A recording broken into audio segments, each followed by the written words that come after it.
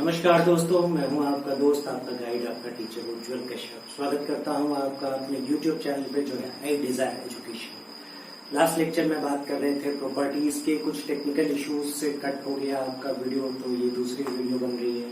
ठीक है, बात कर रहे थे हम लोग different properties of moulding sand की। हमने बात की थी रिफ्रैक्टरीनेस की, हमने डिफाइन किया था permeability number for defining permeability, हमने बात की थी फ्लोएबिलिटी की, हमने बात की थी आपके मोल्ड स्ट्रेंथ की। डिफाइन किया था 3 term, hot strength, green strength and dry strength. आइए कुछ और 1-2 प्रॉपर्टीज है उसे डिफाइन करने की कोशिश करते हैं, समझने की कोशिश करते हैं।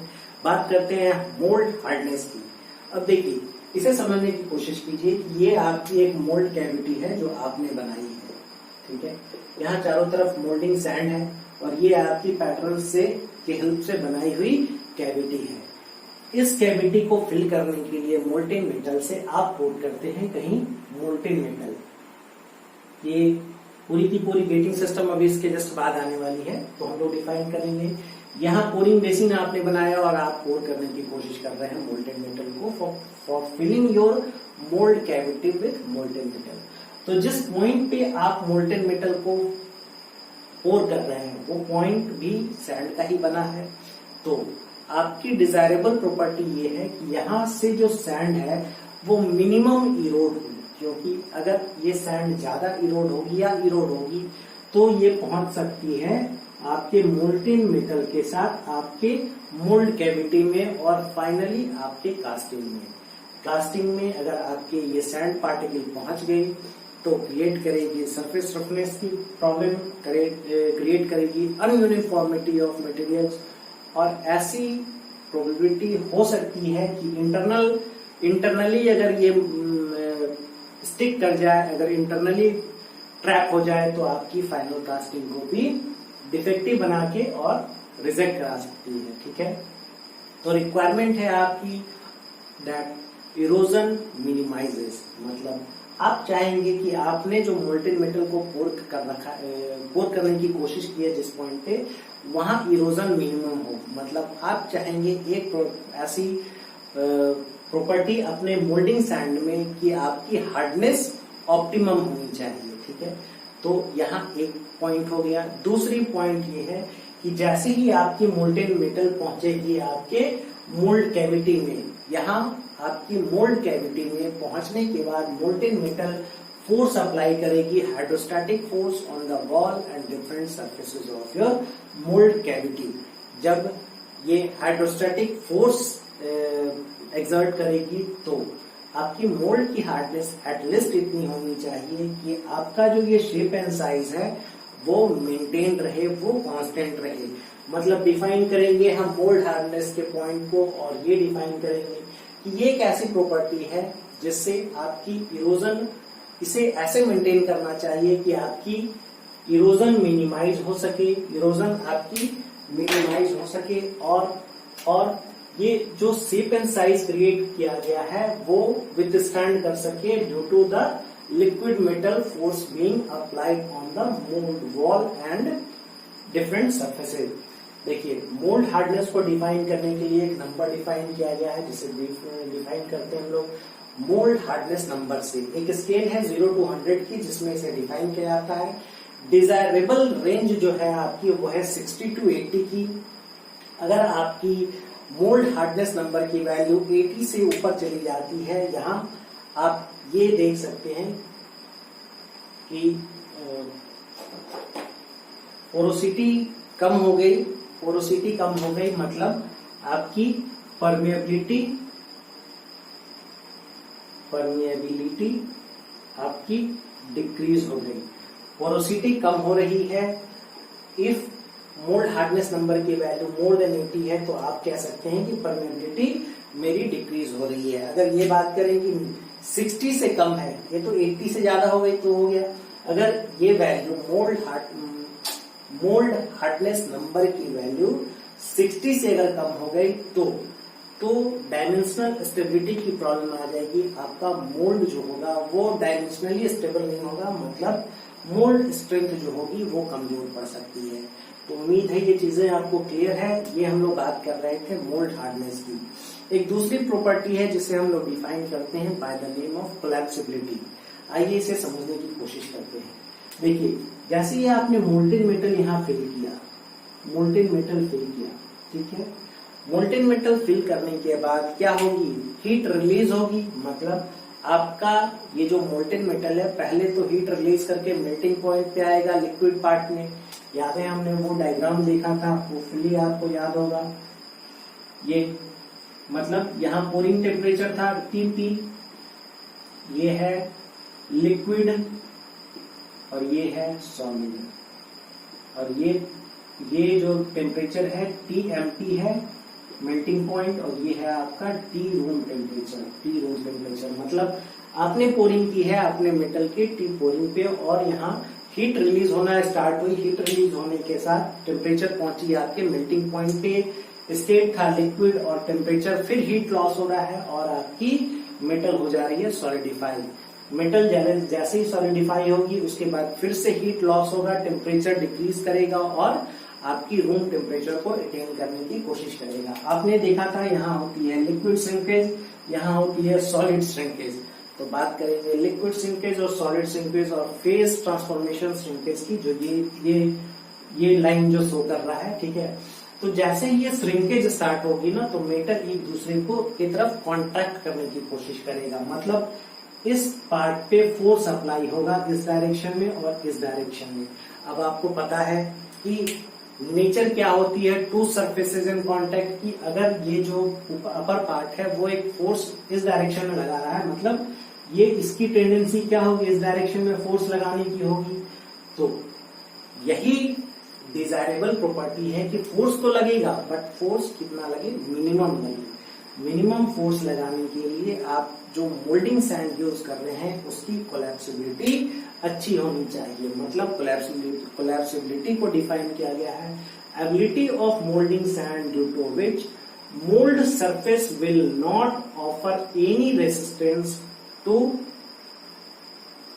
Contraction of casting. यहाँ एनी रेसिस्टेंस लिखा है, बट थोड़ी तो रेसिस्टेंस होगी, ये बात तो समझने की है, मैकेनिक्स की चीजें हैं, ठीक है, बट मिनिमाइज होगी, मिनिमम हो, इस वजह से इसे यूज किया जाता है। दूसरी चीज आप क्या यूज करते हैं, आप यहाँ कोलैप्सिबिलिटी को इम्प्रूव करने के लिए हमने एक एडिटिव के बारे में पढ़ा था, वो क्या था, सॉ डस्ट था। सॉ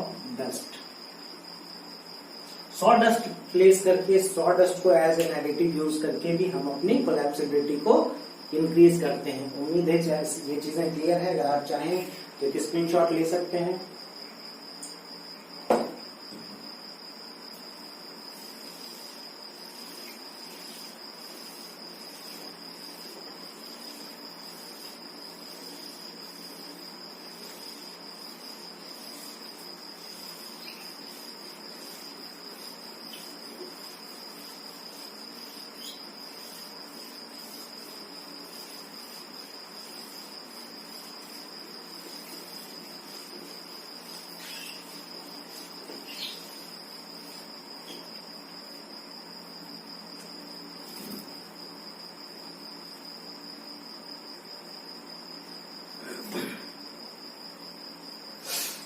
अब देखिए, यहाँ हमारी मोल्डिंग सैंड की प्रॉपर्टीज एंड होती है, और अब हम लोग बात करेंगे गेटिंग सिस्टम की।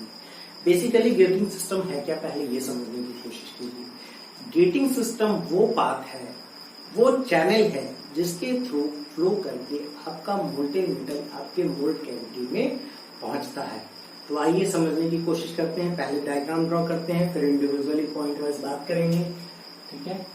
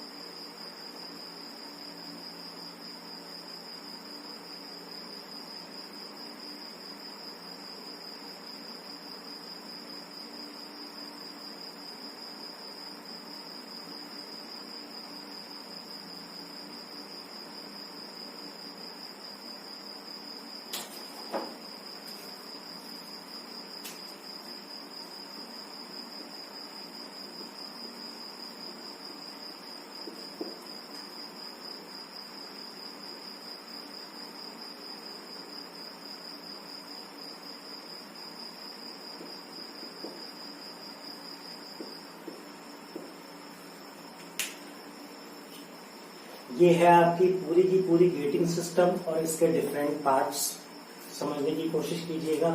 ये जितने बचे हुए पार्ट हैं इनमें सारे में सैंड है, sand mixture, moulding sand mixture है आपका।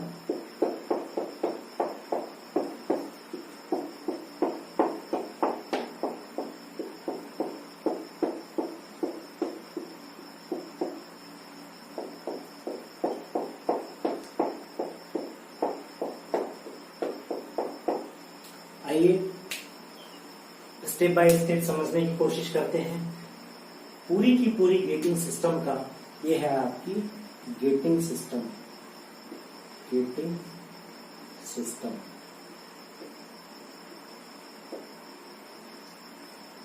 पूरी की पूरी गेटिंग सिस्टम जो है वो बेसिकली एक पैसेज प्रोवाइड करती है और ये बताने की कोशिश करती है किस तरीके से मोल्टेन मेटल को आप किस प्लेस पे पोर करेंगे और किन चैनल्स के थ्रू होते हुए, किस पैसेज के थ्रू होते हुए आपकी मोल्टेन मेटल पहुंचेगी आपके मोल्ड कैविटी।